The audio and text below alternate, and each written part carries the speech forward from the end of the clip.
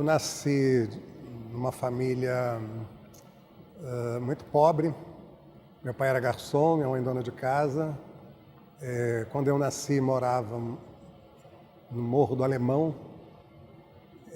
Travessa Laurinda, número 75, para ficar bem claro. Ali morei até os 6 anos de idade. Saí por acaso. Até pela simplicidade do emprego do meu pai, né? Teve que trocar de emprego muitas vezes.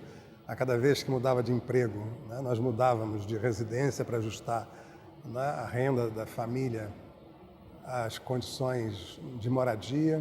Chegamos a morar em Nilópolis, por exemplo. Eu tenho 2 irmãos, um mais velho e um mais novo. Portanto, uma história muito difícil, né? E uma coisa que eu me lembro é que, assim, muito cedo minha mãe perguntou, né, como as famílias perguntam de modo geral, o que eu queria ser, né, quando crescesse. Eu respondi que queria ser médico. E minha mãe, né, uma mulher muito simples, ela disse que uma mãe não deve dizer, mas com muita sinceridade, ela disse: meu filho, como é que você vai ser médico? Nós somos muito pobres. Para ser médico você vai ter que estudar em escolas de alto nível, vai ter que fazer cursinho, enfim, né? Falei, mas eu vou ser médico, né? Quando chegou o momento, né, de ir para a faculdade, realmente não tinha dinheiro para fazer cursinho, não tinha dinheiro.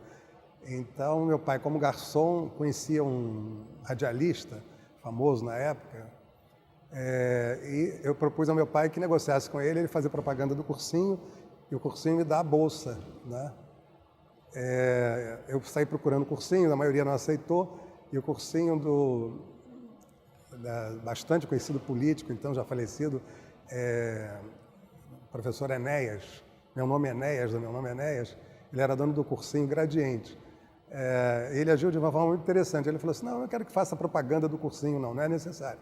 Mas achei tão interessante a sua história e tal, você vai estudar 1 ano aqui, né, de graça. Agora, se você não passar, no ano que vem você não continua. Ao final do ano, né, aquela era a minha única chance, eu fui aprovado na Universidade Federal do Rio de Janeiro, com uma classificação que eu seria o 14º na Universidade Federal do Rio de Janeiro, o 3º na UERJ, o 1º na UF, o 1º na Unirio, enfim, uma demonstração de que, né, quer dizer, o foco, a dedicação, o empenho, o esforço valeu a pena, né? Eu fui primeiro, né, membro da minha família a entrar numa universidade.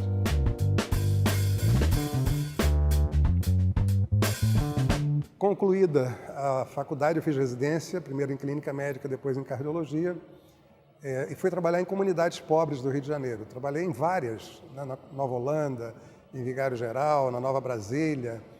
Bom, por conta de tudo isso, era muito comum que eu fosse convidado a ser candidato, né? Eu nunca aceitei, achei que, né, não valeria a pena.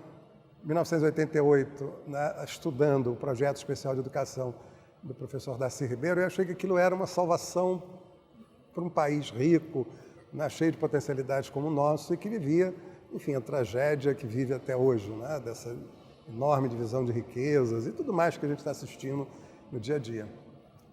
Eu achei que se nós tivéssemos, não é, uma escola de tempo integral, que para além do ensinar a ler e escrever, colaborasse com a família na educação, na formação, né, da juventude, a gente teria um outro país.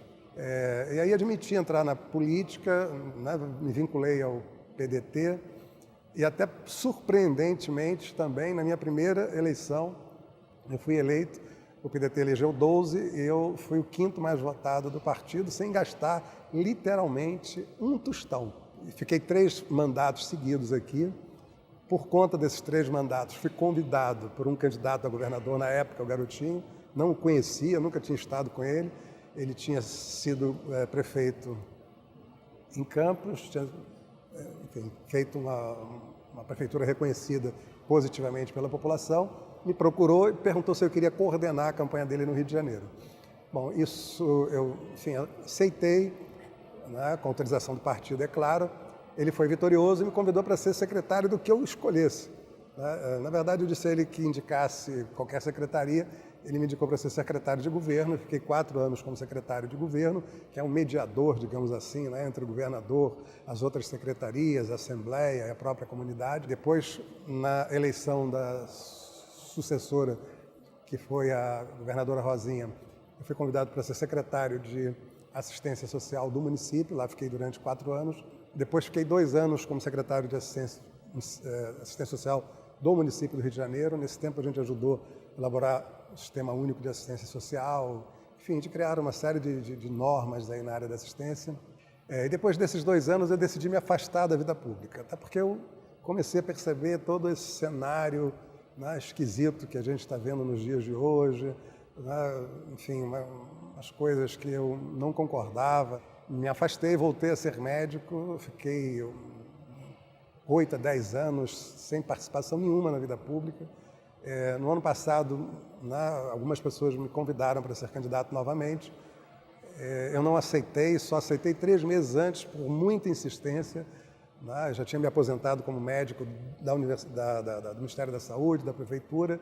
Enfim, estava com uma vida meio sem ter o que fazer e achei que, enfim, valeria a pena voltar à vida pública para tentar melhorar de alguma maneira o cenário político do país, né, dar lá a minha gota d'água nessa confusão toda que está acontecendo aí. Acabei sendo eleito e é por isso que eu estou aqui.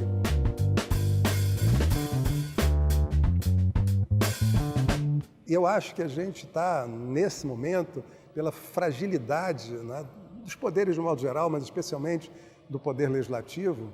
Né? Enfim, eu acompanhei a última legislatura na Câmara, eu assisti aquela votação, por exemplo, do impeachment, né, da presidente, independente se é a favor ou contra.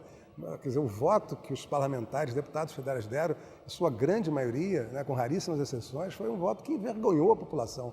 Se perguntasse a cada um deles o que estava escrito no processo que justificava o sim ou não, né, provavelmente a grande maioria dos que foram a favor ou que foram contra, né, sequer leram o processo.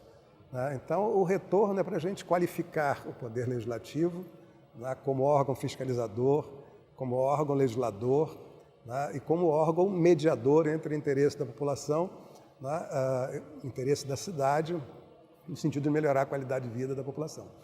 Então, é essa a contribuição que eu pretendo dar.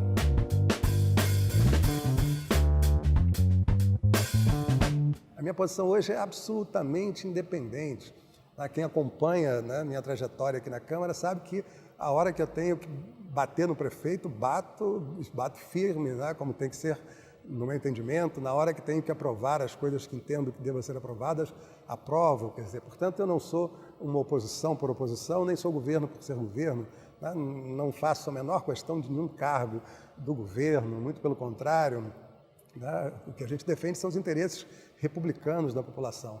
E eu acho que se a gente seguir esse caminho, defender, né, essa bandeira, tá colocando isso no dia a dia, a gente percebe que a Câmara está melhorando, né, porque outros vereadores pensam da mesma forma e estão trabalhando intensamente, né, com essa visão.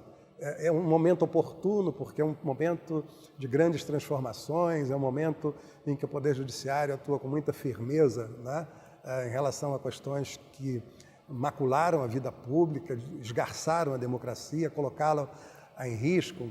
Então, assim, quer dizer, mesmo quem tinha um comportamento meio complicado passa a repensar a sua conduta na Câmara, e eu acho que, assim, né, trabalhar para que a Câmara tenha uma outra visão, né, tenha um outro comportamento, seja mais fiscalizadora, né, seja mais atuante no sentido de mediar os interesses da população junto aos outros poderes, né, e legislar naquilo que for essencial, né, eu acho que a gente está dando uma enorme contribuição para a democracia.